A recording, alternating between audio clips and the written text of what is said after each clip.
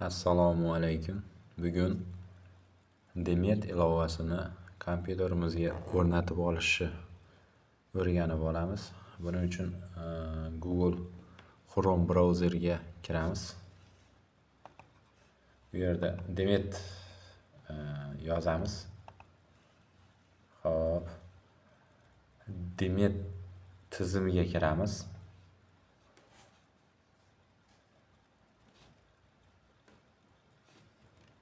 Demet tizimiga kiramiz. O'ng tomoni yuqori burchagida 3 ta nuqta Google Chrome nastroykasi sozlamalari mavjud. Sichqonchani chap tomoni bilan bosamiz. Eng pastida translyatsiya qilish bo'ladi. Translyatsiya qilishi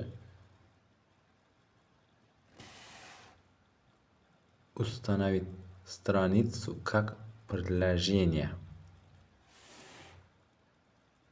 O'shani bosib olamiz. Так. Demet Atabayev.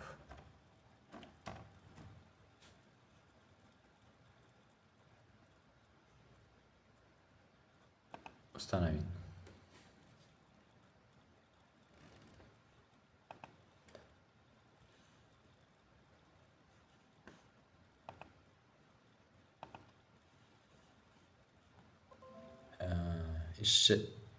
Kompyuterimizning ishchi stolida Demet Atabayev yorlig'i turibdi.